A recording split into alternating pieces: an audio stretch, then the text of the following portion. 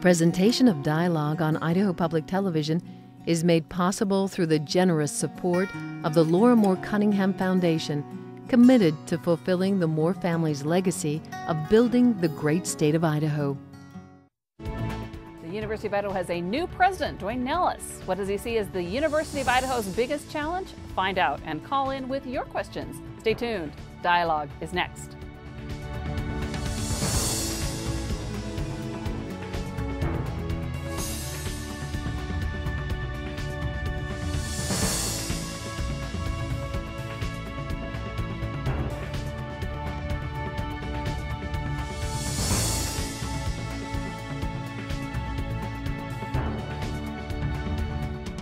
Hello, I'm Joan Cartan Hansen. Thank you for joining us here on Idaho Public Television, on the World Wide Web, and on public radio stations. A self-described workaholic, Duane Nelles started his job as president of the University of Idaho on July 1st. He came in the door facing budget cuts of about $11.7 million and a record-sized incoming freshman class. Nelles spent the first few weeks of his tenure traveling the state, listening to Idahoans to find out what they think about the University of Idaho and its future. And he joins us now to tell us what he heard and what his visions are for Idaho's oldest land-grant university. Thank you, sir, for joining us from our Moscow station. Well, thank you, Joan. It's a pleasure to be with you. And of course, we want to hear from you too. Join the conversation. Give us a call toll-free at 1-800-973-9800. Well, Mr. President, what did you hear on that listening tour? Well, I heard about the passion that alumni feel for the institution, and I also had the chance to meet with elected officials and business leaders from around the state, and I think they would really like the institution to continue to move forward in ways that strengthen the economic development of this state and the quality of life of this state, and to reinforce what we are as being a land-grant institution. We're really part of the fabric of this state with an extension network that includes 42 of the 44 counties in this state, and we have 10 research sites around the state and campuses statewide as well. So I think there was a sense that the institution is one of quality, it has a legacy of leading, and they want us to be prominent in the role that part of the future of this state. The State Board of Education has asked the university presidents to now look at a 4 to 6% holdback in your current budget. That's on top of the budget cuts that were already made. Have you had a chance to think about what might be on that list? Well, I think it's premature until we're absolutely sure what the level of those cuts are going to be. We are putting together various scenarios, but keeping in mind that we've already been in the last 3 years through $27 million in cuts in our operating budget. As you mentioned earlier, we've been through about almost $12 million in cuts from last year to this fiscal year. So it's going to be tough depending on the magnitude of that cut. We have very limited reserves, and we're going to have to look at it creatively, but try to do the most efficient things that we can. But again, we're not sure exactly what that will mean depending on the magnitude of the cuts. If they're 3 or 4% versus 5 or 6%, that makes a significant difference to us. Our statewide budget is budget allocated is about $100 million. And so, 5% cuts about $5 million that we would have to come up with, and so that will be a serious challenge for us. But as far as specificity, till we really know what the level of detail is, we're not getting into that level of planning. If you think you're going to get 6%, is there a chance for layoffs? Well, at 6%, there could be layoffs, but or possibly even furloughs. But that's a serious magnitude, and we're hopeful that the level of cut would be less than that. But clearly, the flexibility, given what we've been through in the last 2 to 3 years, we're facing a serious situation, and yet we're trying to move forward and continue to contribute as far as the state's. One of the state's leading higher education entities, and we're contributing as far as economic development in this state. But so we're trying to be as positive as possible, recognizing that we face this very serious challenge. In the last round of budget cuts, one of the things that did get on the chopping block was the research center at Parma. That particular research center. Then there was quite a controversy, and it was kind of put on hold. You were doing another round of listening tours; those have just ended. Yes. Have you come to what's the status of things in Parma? Well, we're certainly reflecting on the feedback that we've received around the state. Remember, we had listening sessions in each of the 3 extension districts around the state, including Idaho Falls, in the Parma area, and up north in the Sandpoint area. And from that, we're developing a plan, and we're working with stakeholders as well to try to see if there may be some source of funding that will allow us to extend the centers as far as keeping them open for a period of time while we reassess long-term how we can fund the centers. But we need to make some decisions fairly soon. We are looking again at potential partnerships with stakeholders, and some of those have showed strong interest because they realize the direct benefit from the research that we do at these centers. We're also looking at ways that we might reconfigure some of the activities that occur at these centers so that we can continue to provide the services but reduce our costs. Remember that we're dealing with a $3.2 million mandated cut from the state, and that is something that we have to deal with, and it could be more severe depending on what the mid-year rescissions are that the governor may order. So we still have to deal with those cuts, but we are looking at ways that we can collaborate with businesses and be more creative as we move to the future. Again, there are direct benefits in the agricultural industry from what we do at these research centers, and so as we move forward, we need them to step forward and to be players as we try to deal with this financial crisis. Well, let's get to our first caller here. Mike in Coeur d'Alene. Mike? Hi. Hello, Dr. Nellis. The fall enrollment figures look very good across the board. And I wondered if you could comment on those and maybe expand on those a little bit. He said the fall enrollment figures, the fall enrollment figures look good. In fact, you had a record-breaking number of freshmen in your class. How do you feel about that? We feel very good. In fact, we had about 1,800 freshmen this fall, which is a record for the University of Idaho. That's the 3rd year in a row that number has increased. Our overall enrollment is up about 1.5%, so we're about 12,000 students overall. We're very aggressive in recruiting students. We want to get every quality student in the state of Idaho that wants to come to the university at the University of Idaho, but we're also looking nationally and internationally with our recruitment efforts. But we're extremely pleased about that. We're also pleased as far as the quality of that class, Mike, and I appreciate the question related to enrollment because it gives me an opportunity to talk about the National Merit Scholars that we have. We have 66 National Merit Scholars right now. We have, I think it's around 25 new National Merit Scholars in this freshman class. That's the top 1% of high school students in the United States. That 66 number ranks us 2nd in the Northwest after the University of Washington. So we're very proud of that, and it reinforces the legacy of leading the university and the success of our students, and it's why we've had so many national scholars like Marshalls and Udalls and Goldwaters and Rhodes. We have an email question came in actually via Facebook, wanted to know about the connection between U of I being a number 11 party school in the nation and students falling out of tall buildings on campus. Let's talk a little bit about that. It's a funny question way of putting it, but it's a serious issue. What has the university done? It is a serious issue.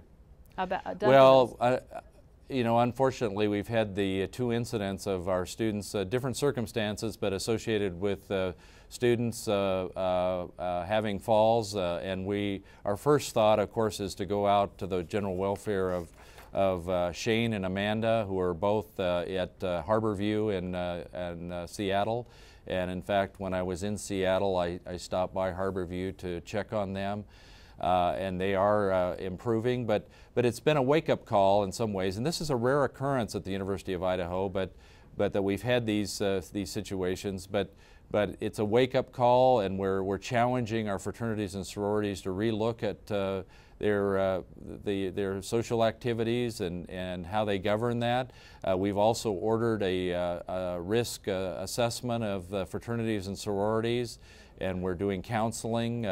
We've also reached out to the students in these fraternities and sororities, and again trying to create communication avenues here so that we don't have these incidents in the future. But it is a concern. Have you just considered banning alcohol on campus? on any campus or related facility?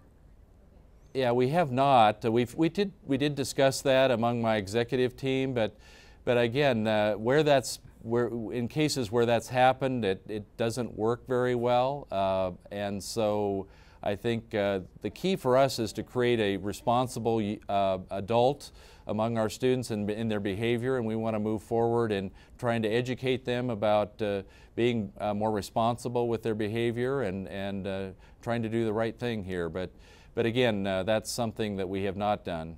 Okay, let's go to another caller. As far as we've not done the. Sorry, before just to let me finish. We've not seriously looked at banning alcohol. That's what I wanted to mention. Okay, my apologies for interrupting you. Let's go to Mark in Boise. Well, Mark. So in terms of budget cuts and cutting back on your expenses and all, how far along are you guys in moving the university's law school to Boise State, seeing this the center of the law in this state, and we can unburden your burdens of expenses? Well, I appreciate you bringing up the law school. They are celebrating their 100th anniversary. We have, as part of our mission, to provide legal education in this state. And we are looking at starting a third-year program in Boise, not moving the law school to Boise, but in fact starting a complementary program in Boise. And what we're trying to do is gain private support to get that started, with the idea that over time we would look to the state to step up and provide support for that. The law school in Moscow is recognized nationally. In fact, the National Jurist ranked it as one of the 9th best as far as quality relative to cost. And it focuses on things like natural resources law and tribal law.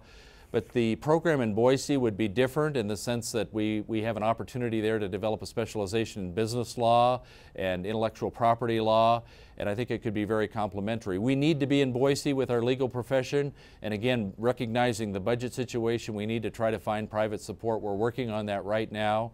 We're also partnering with the Idaho legal associations to try to find space in create an Idaho Legal Education Center right next to the Capitol that I think would be very exciting and dynamic for not only the city of Boise, but for the state of Idaho.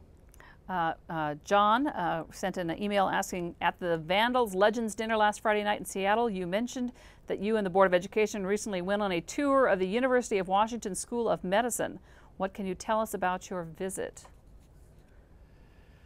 Well, I appreciate John bringing that up. We did have an opportunity when we were in Seattle for the football game. We also took a delegation of our Board of Regents, State Board of Education members to visit the University of Washington Medical Center. As you know, we've had a partnership with the University of Washington for something like 35 years with the WWAMI program, which allows us to partner with a first-class medical school. In fact, the University of Washington's been ranked as the top general physician's education program in the United States. We've had 20 slots since the beginning of this program, 1972, 74. I can't remember the exact date of the start of that, but we've had 20 slots, and our population in Idaho has probably grown 3 times, and yet we still have those 20 slots.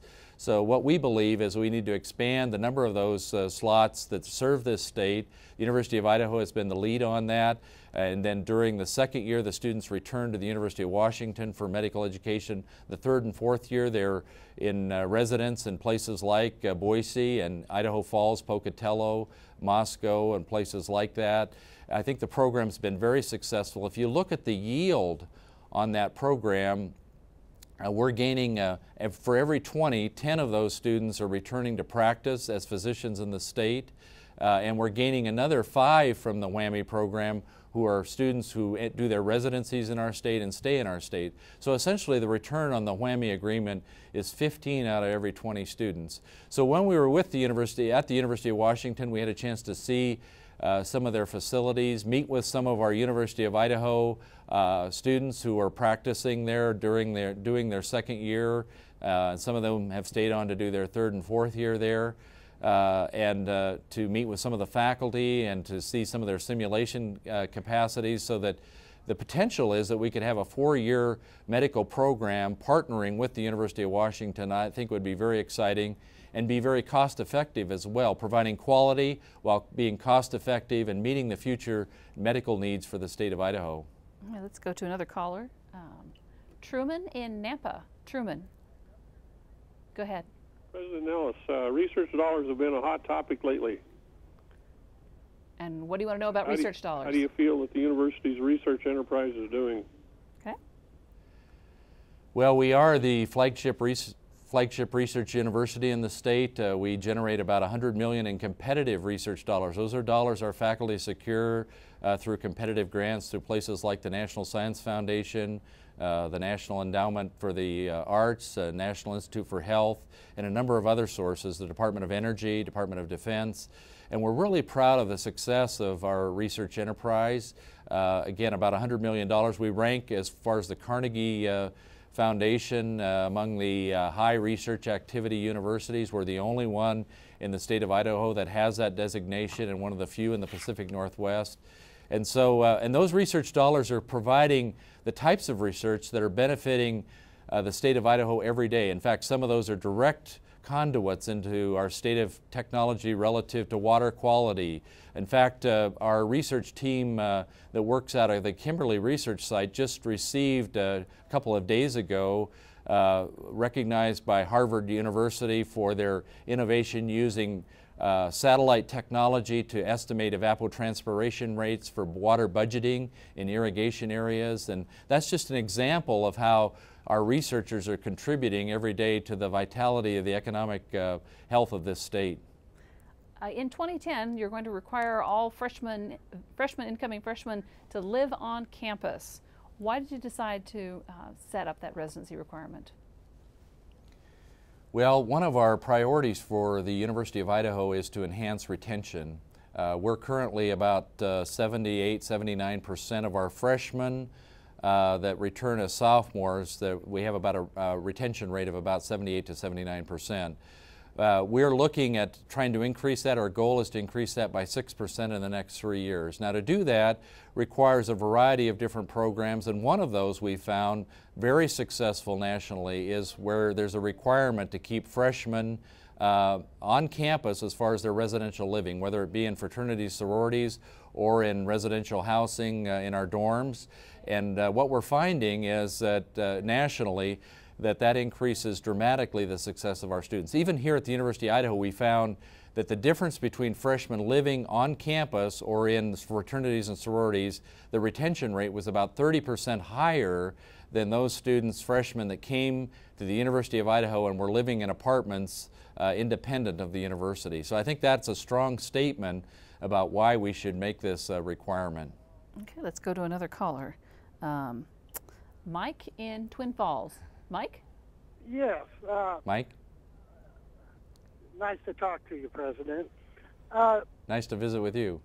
The University of Idaho is a land-grant college for the state of Idaho, and historically, in my opinion, it's done an excellent job.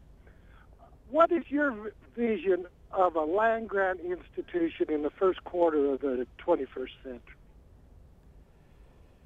Well, I appreciate you bringing up about our land-grant mission, because that does make us unique in the state of Idaho, and we're proud of our land-grant tradition. And again, I've already mentioned the Extension Network and our presence of research sites around the state.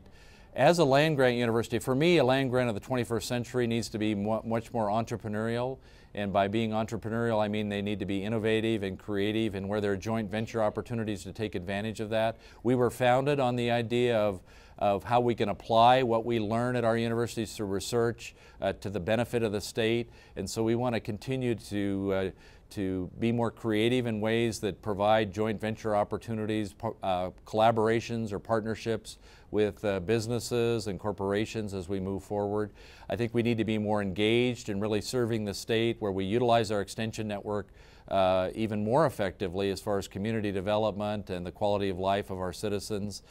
We need to be more sustainable and provide leadership relative to sustainability principles. You know, this state's water resources, as an example, need critical sustainable development policies and ways of management that move us forward. and that's just one example of where we can contribute. We need to be more globally connected as a land grant, and for the state of Idaho, many of our partners in business are going to be international contacts, and the University of Idaho can be a real partner in facilitating that. We also need to be more interdisciplinary as a land grant institution and build partnerships not only across the university but also collaborate, as we've already demonstrated with Boise State University and with Idaho State University. We have great partnerships with the other major universities in this state. In fact, the Center for Advanced Energy Studies in Idaho Falls is a collaboration among these three major entities along with the Idaho National Labs. And that partnership has allowed us to already secure substantial Department of Energy funding. So those are some of the things that I think will lead us forward as a 21st century land grant in this first quarter of this period of time, and we're excited to provide that leadership. I think we're poised. We have quality faculty, we have quality leaders that I think, and with working with our alumni, to move this institution forward in exciting ways. Let's go to. So thank you for bringing that up. Let's go to our next caller, Carol in American Falls. Carol? First of all, I want to welcome you to the University of Idaho. I get the Friday letter each week, and I read recently about the agenda you'll talk about next month at your inauguration. Can you tip your hand a bit tonight on what your priorities are? Well, I've just mentioned a few of those things, like being more international as an example. I think we want to be a signature international research university that serves the state of Idaho. I think we want to continue to be the university of choice as far as the quality of our students. We're extremely proud of the quality of students we recruit to the University of Idaho, and certainly we want to develop programs that facilitate those linkages. We want to be a better partner as far as engaging the state through outreach, and I'm going to be talking as part of my inauguration about how we can be more engaged as a land-grant university in this state. So those are some of the things that I think you'll hear in my inaugural speech, and some of the things that we're already moving forward as an institution, and I'm excited about the opportunity to speak to people on October 16th, which is the day of my ceremonial inauguration. Looking forward to that. But thank you for asking that. Why did you want to become the president of the University of Idaho? Well, there are a lot of reasons, but first of all, I'm from the Northwest. I was born in Spokane, grew up in northwestern Montana. I love the Northwest. My whole career has been at land-grant universities, starting as an undergraduate at Montana State University, my graduate work at Oregon State, and my professional career all at land-grant institutions. And I see the unique role of land-grant institutions and the value that they provide to a state like Idaho. And the University of Idaho has a reputation of being a quality land-grant institution. Despite the budget challenges, they're doing a lot of creative and exciting things. And so the opportunity to come back to the Northwest and be associated with such a special university, a land-grant university, I think was something that was very attractive to me and my wife. There was a little bit of a dust-up when you came because of the salary question. The foundation had to kick money in and the state board had to change rules. Has there been any fallout from that? I don't think so. Again, I think part of it was a statement I feel like the salary is very fair, and if you look nationally among land-grant research universities, my salary is on the lower end of that, and that's fine. But I felt like there was a need to negotiate a salary that I felt was competitive, and also it's a statement about being at a land-grant research university. But I really haven't felt any fallout from that. I think people feel that the salary that I'm being provided is fair, and I think if you look around the Northwest at other land-grant research universities, you would find that my salary is one that is on the lower end of that spectrum. And how is your wife dealing with this? She had a career of her own, and she's now there. How is she doing? She's doing great. Ruthie is my wife, and she's doing great. And she did have a career. She's worked in fact, at Kansas State in commercialization, tech transfer, some of the things that we're trying to do at the University of Idaho. but I think she's really looking forward to being the First Lady of the University of Idaho, and she's been right by my side as we've been around the state in the listening tours and being very supportive of me, and she's been very helpful to me as I've digested some of the things I've learned about the University of Idaho. And I think the fact that she's also worked at land-grant universities across the country, I think has given her a perspective that I think will be very valuable to me. And I think she's felt very good about the very warm reception that we've received from alumni and friends of the university, and they've been very supportive of her and reached out to her. And you know, the President's home, it sits right on the edge of campus here with a beautiful view of the Palouse Hills, and I think she's thrilled to be able to every day get up and see that beautiful vista of the Palouse and to be part of being here in the northwestern United States. I think she's very excited about that also. Okay, I'm going to put you on the spot. What is your prediction for the score of the University of Idaho versus Boise State game? Ooh. Well, this is going to be the year, right, for University of Idaho. Now stop laughing. I think we are in athletics is a very important part of the university, and football is one of the areas where we are getting more competitive. This will be the third year for Coach Akey, and I think we saw signs of being much more competitive last week when we were in Seattle, and they started off by winning their first road game as well, and conference game against New Mexico State University. So I think we're going to see substantial improvement this year, and I think we have an opportunity to be competitive in all of our games. So I'm not going to give you a score, but I'm really pleased to see the competitive nature of our team, and we're going to be out there fighting every day and trying to get better every day. Now I understand you have a couple sisters in Boise. Is there any rivalry? I do, yes. They live in Meridian. Rivalry going on? No, I think they're very supportive. They've already bought their University of Idaho gear, so I think they're very supportive of me and the University of Idaho. And now remember, we have a lot of alumni, over 20,000 alumni in the Boise area, so we have a lot of Vandal supporters in Boise as well. Okay. Well, I apologize, sir. I'm afraid we've run out of time. I'd like to thank our guest, University of Idaho President Dwayne Nellis. Thank you, sir, for being here. Thank you. Thank you. If you want to learn more Appreciate the opportunity. Well, thank you, sir. If you want to learn more about President Nellis and the University of Idaho, you can go to the Dialogue website at idahoptv.org. You'll find more information, and you'll find our web extra conversation. You can also find us on Facebook, so search for Dialogue on Idaho Public Television and become a fan. Thanks for tuning in, and join us here next time for Dialogue.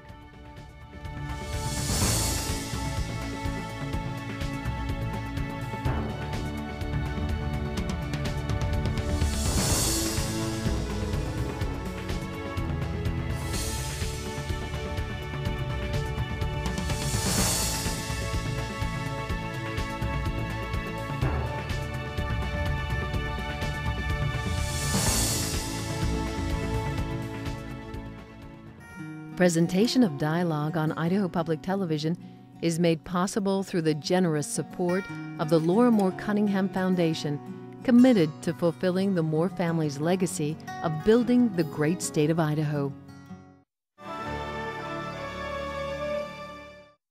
To order a copy of this program from Idaho Public Television, call our toll-free number or visit us on the World Wide Web.